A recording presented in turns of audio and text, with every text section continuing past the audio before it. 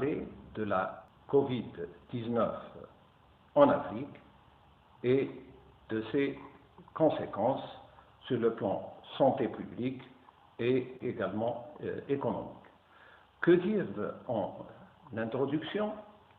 C'est que la pandémie Covid-19 n'a pas épargné le continent. Même si chaque pays a sa propre expérience, certains problèmes sont communs et cependant, il faut souligner que l'analyse sociale est des plus complexes. Le faible nombre de cas par rapport aux autres régions a fait naître l'espoir que les pays africains pourraient éviter le pire annoncé par l'OMS. Et le fait qu'il s'agit d'une maladie émergente et que les capacités de dépistage et de signalement des cas soient minimes peut signifier que ces chiffres officiels ne reflètent pas la réalité. Quel est l'état actuel et quelques études que nous allons rapporter. D'abord, il y a eu 121 000 morts au total, 121 000 morts au total, et 4,5 millions de cas recensés au 10 mai 2021. L'Afrique du Sud vient en première position avec plus de 55 000 décès et un taux très élevé de mortalité, supérieur à 94 pour 100 000 habitants. Vient ensuite l'Afrique du Nord avec plus de 42 000 décès, la Corne de l'Afrique avec plus de 7 500 décès, l'Afrique australe avec plus de 6 800 décès, et enfin l'Afrique de l'Ouest avec plus de 6 700 décès. La superficie, pour rappel, de l'Afrique, elle est de 30 415 873 km² et la population, elle est supérieure à 140 millions d'habitants en 2020. La densité de la population, elle est de 44 habitants par km². Pour ce qui est des études, l'étude observationnelle de l'IHU méditerranéen de Marseille et d'autres études faites en collaboration avec les centres de recherche francophones de l'Afrique, Algérie, Sénégal et autres pays, ont pris un des trois indicateurs comme référence. C'est celui de la mortalité pour 100 000 habitants qui a montré pour certains pays d'Afrique que ce taux était très nettement inférieur à celui de l'Europe. En effet, en mai 2021, la Belgique était à 200, la France à 150, faible par rapport aux autres taux de l'Europe de l'Ouest. Il est de 136 pour 100 000 habitants. Pour ce qui est de l'Afrique, si on exclut l'Afrique du Sud, dont le taux se rapproche de celui de l'Europe, nous avons le Maroc avec 25 pour 100 000 habitants et le Nigeria qui a un taux de mortalité inférieur à 1. Pourquoi ces différences? Dans deux grandes revues Science rapportées par l'IHU de Marseille et qu'on a consultées, quelques hypothèses ont été émises d'ordre génétique, immunologique et relatif au groupage sanguin. Par contre, poursuit Philippe Parola, ils ont peu parlé des variants, hypothèse, alors que c'est une hypothèse probable, n'ont pas fait mention du test précoce et de l'instauration très tôt du traitement plaquenil azithromycine, alors que les études observationnelles plus rapides que les études randomisées sur des molécules peu connues plaidaient pour ce traitement connu et peu cher. S'appuyant sur les données de la littérature, ce traitement, comme à l'IHU de Marseille, a été institué, puisqu'en effet, des milliards de doses étaient déjà utilisées en Afrique depuis des décennies. Les comités éditoriaux ont bloqué des études de recherche africaines observationnelles, certainement pour des problèmes de conflit d'intérêts. Pareil, le confinement et les mesures sociales ne changent rien à l'histoire naturelle du virus et à la mortalité. Le cas de la Suède qui a peu soigné et du Sénégal qui, lors du rassemblement de millions de pèlerins du Grand Maga de Touba en octobre dernier, où des mesures correctes ont été prises et où il n'y a eu pas de décès du tout, aucun décès, eh bien, ces deux cas l'illustrent bien. Y aurait-il d'autres arguments? Même si la théorie du climat est controversée, si l'on regarde les tests sérologiques, ils ont montré qu'en Afrique, 80% des infectés sont asymptomatiques, alors que dans le reste du monde, 20 à 40% seulement sont asymptomatiques. Il y a des raisons aussi démographiques que l'on peut examiner, liées à l'âge, et 60% ont moins de 25 ans en Afrique. 95% des décès, par ailleurs, ont un âge supérieur à 60 ans à travers les autres pays du monde, alors que seulement 10% des décès ont un âge supérieur à 60 ans en Afrique. Les aînés meurent dans les résidences en Occident. En Afrique, les aînés sont au sein des familles et souvent dans des régions rurales moins peuplées. Que dire de la ventilation par l'aération, en dernier lieu, et de la SARS-CoV-2? Plus d'un an après le début de la pandémie, cette consigne simple et cruciale pour bloquer la contagion n'est que trop peu appliquée, déplorent les experts dans la revue médicale britannique BMJ. En définitive, si les chiffres sont peu fiables, aucune preuve n'est rapportée et la pression sur les hôpitaux est demeurée plus ou moins faible. Pourquoi n'a-t-on pas fait comme en Afrique? On nous dit que la moyenne d'âge en Afrique elle est de 20 ans. L'Europe, c'est 40 ans. Les États-Unis, c'est 38, 40 ans. Mais quand on regarde l'Afrique du Sud, on a ignoré le traitement, plaquenil, azithromycine, l'âge moyen, il est de 27 ans. Mais le nombre de morts est de 90, le taux de mortalité est de plus de 94 pour 100 000 habitants. Quelles sont les réflexions et nos commentaires? Si l'on prend le docteur Bendib Abdelhaq, épidémiologiste algérien, il souligne que malgré la circulation de plus importante de plusieurs variants du virus, africain du Sud, nigérien, anglais, indien maintenant, malgré les mesures de prévention peu ou pas appliquées, malgré le manque de vaccins, l'évolution actuelle en Algérie et en Afrique n'inquiète pas, mais elle interpelle. L'OMS appelle à la prudence et explique cette situation par les conditions climatiques et socio-économiques. Une réflexion sur la cause de cet état semble réaliste dans l'attente d'études épidémiologiques plus pointues. Dans cette approche, certains facteurs méritent d'être cités.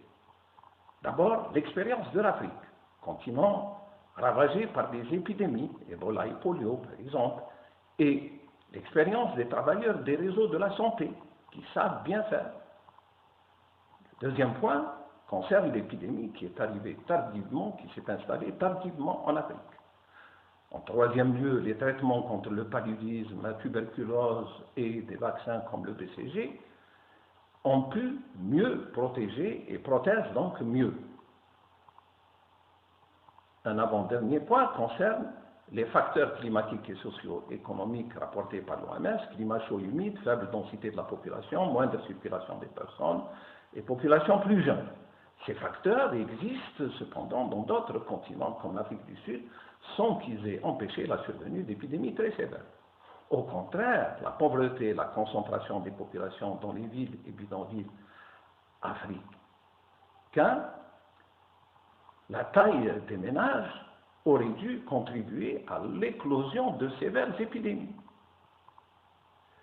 Pour ce qui est de l'immunité collective, au plan de l'histoire de la maladie, l'auteur retient au moins une observation et il remarque qu'au Brésil et en Inde, l'hypothèse d'une immunité collective a été défendue, mais elle fut balayée et les taux d'incidence sont parmi les plus élevés dans le monde actuellement. Il y a d'autres arguments issus des connaissances actuelles sur l'immunologie de cette maladie. Et là, il y a un consensus l'immunité éphémère conférée par les coronavirus humains impose la vaccination. Une remarque cependant, c'est que de grands experts continuent à défendre l'immunité par contact direct avec le virus. En matière de diagnostic, traitement et prévention, deux insuffisances parmi tant d'autres sur le plan des infrastructures et des équipements, même si la situation n'est pas homogène, et en matière de tests, avec les délais d'attente des résultats qui sont de 2 à plus de 10 jours selon l'OMS. Dans 4 pays francophones, Bénin, Burkina Faso, Cameroun, Sénégal, la recherche révèle un enthousiasme aux produits phares du Covid, la chloroquine et ses dérivés, alors que le vaccin engendre la méfiance, selon Alice Desclos, médecin anthropologue. En Afrique, en plus, les remèdes traditionnels font de l'ombre au vaccin. L'armoise qui a fait couler beaucoup d'encre et le Nîmes, pour ne citer que ces deux plantes. Également, nous avons les marabouts et les tradipraticiens qui sont très sollicités et qui ont la cote dans des pays comme le Mali, la Mauritanie, le Sénégal et d'autres, et j'en passe. En matière de vaccination contre la SARS-CoV-2, 2 milliards de doses sont attendues en Afrique. Et fin avril, seulement 35 millions de doses de vaccins ont été acquises. Ce retard énorme, difficile à combler, sera suivi de désastres économiques, sociaux et migratoires. Un mot en matière de confinement, si par hasard il y a une aggravation, il sera difficile d'y revenir, tant les conséquences économiques et sociales seraient lourdes. Quelles sont les autres conséquences sur le plan santé publique? D'abord, en ce qui concerne les programmes de vaccination. Cette pandémie a fragilisé les systèmes de santé et retardé les campagnes de vaccination, entraînant une flambée de maladies évitables. Les décès liés au sida, à titre d'exemple, sont ramenés au niveau de 2008, soit 1 million de décès par an.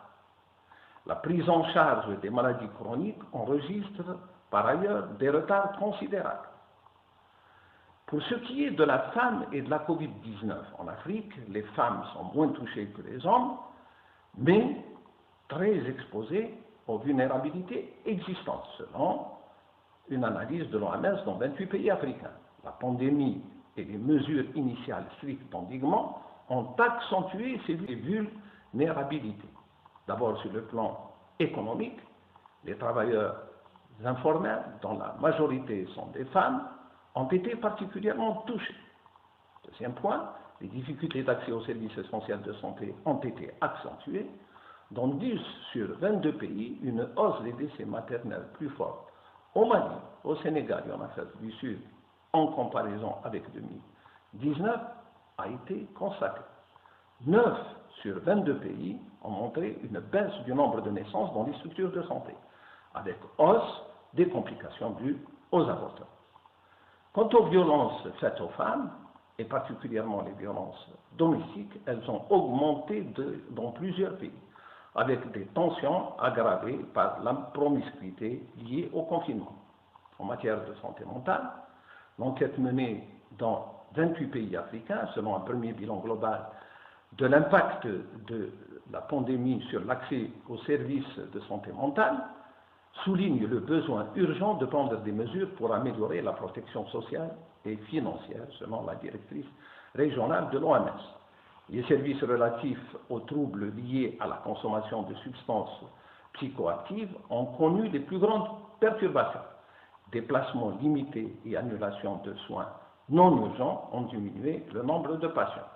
En matière de suicide, peu de données sur la manière dont la pandémie aggrave les problèmes de santé mentale sur le continent africain.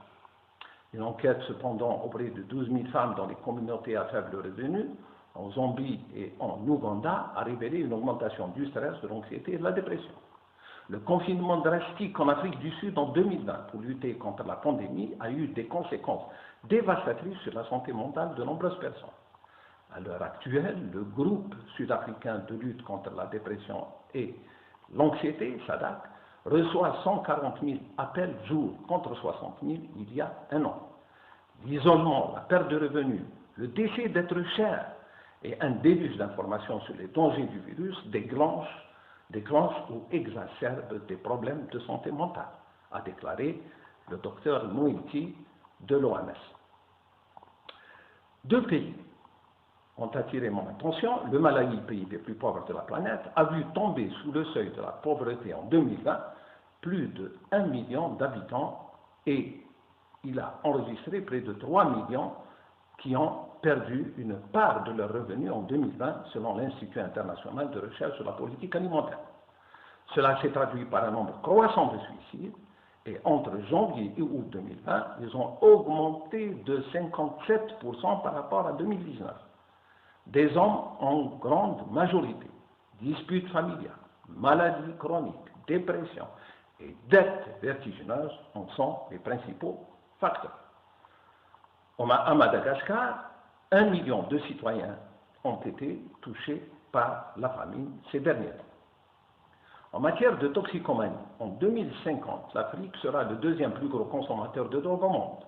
Le développement du trafic, de la production, de la consommation et d'organisations criminelles puissantes n'épargne aucune région du continent. Selon l'Office des Nations Unies contre la drogue et le crime, les mesures prises contre la Covid-19 ont entraîné la perturbation des routes aériennes de trafic de drogue ainsi qu'une réduction spectaculaire des transports terrestres. Le cannabis, largement produit et consommé à travers le continent, est la drogue donc la plus utilisée. Comme sa production a souvent lieu à proximité des marchés de consommation, le trafic de cannabis n'est pas affecté de la même manière que le trafic d'héroïne ou de cocaïne. Dans la Corne de l'Afrique, c'est le 4-Kata Edulis qui est de plus en plus utilisé. Mais l'histoire récente montre aussi l'émergence de nouveaux médicaments, de plus en plus consommés, comme le Mondrax et diverses substances synthétiques plus dangereuses que les drogues traditionnelles. En matière de tendance à la consommation de drogue, plusieurs pays ont signalé des pénuries de médicaments. Au niveau de la vente au détail, l'utilisation accrue de produits pharmaceutiques tels que les benzodiazépines a vu également leur prix doubler dans certaines régions. Une autre tendance néfaste résultant de la pénurie est l'augmentation de la consommation de drogues injectables et le partage de matériel d'injection avec toutes les conséquences. Un mot sur l'éducation. Les fermetures des établissements scolaires et les difficultés économiques généralisées risquent d'accroître les inégalités et bloquer les perspectives. En Afrique subsaharienne, 90% des étudiants n'ont pas d'ordinateur à la maison et 82% ne sont pas connectés à Internet. Les fermetures des établissements d'enseignement frappent 330 millions d'apprenants et plus de 8 millions d'enseignants qui sont dans l'incapacité d'apprendre ou d'enseigner à domicile. Les téléphones mobiles peuvent certes aider, mais environ 56 millions d'entre eux ne sont pas desservis par les réseaux et la situation est pire pour les filles et les femmes. En matière d'e-santé, en Afrique, certains gouvernements ont certes mis en place des lignes d'assistance téléphonique, mais d'autres ont encouragé la télémédecine, comme le Kenya, et certains ont investi dans l'éthique, comme l'Algérie. Mais tout reste à faire, surtout à l'école et à l'université, et en matière de télétravail. Sur le plan économique, si nous nous référons à Jacques Attali, tous les secteurs économiques sont gravement touchés par la pandémie. L'Afrique sera plus lente à rebondir, c'est ça le grand risque, et il y aura un appauvrissement de la population ainsi qu'une crise de la dette. La stagflation est majeure. Que dire en conclusion?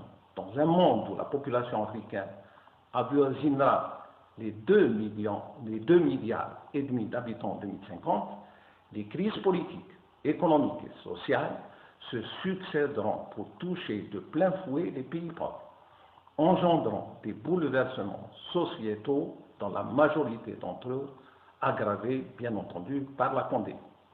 Beaucoup de pays seront frappés par le chômage, la pauvreté, les épidémies dévastatrices, les guerres, et verront l'immigration vers le nord s'amplifier avec une fuite des cerveaux qui sera exacerbée, ce qui grèvera fortement l'avenir de l'éducation, de la recherche, de l'économie, avec comme conséquence le repli des sociétés sur elles-mêmes et un regain de violence avec son corollaire, le terrorisme, alimenté par des extrémismes de tout bord, manipulés par le capital mondial.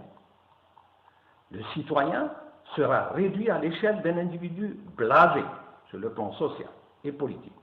Et le seul refuge pour certains sera l'obscurantisme alimenté par des hyènes au nom de la religion. L'Afrique est réellement dans l'impasse. Ce travail que j'ai réalisé à mes amis de la Tête aux Oiseux le 13 mai dernier s'est appuyé sur la base des données de l'OMS, de publications scientifiques de haut niveau, et grâce à une grande publication d'experts africains et de l'IHU de Marseille. En effet, je suis médecin légiste et donc pathologiste pur et dur, et même si toute médecine est avant tout sociale, et je tenais à préciser que c'est un travail qui a été préparé donc sur la base de beaucoup de travaux où j'ai essayé de donner une opinion. Je déclare enfin n'avoir aucun lien d'intérêt avec ce travail. Je vous remercie.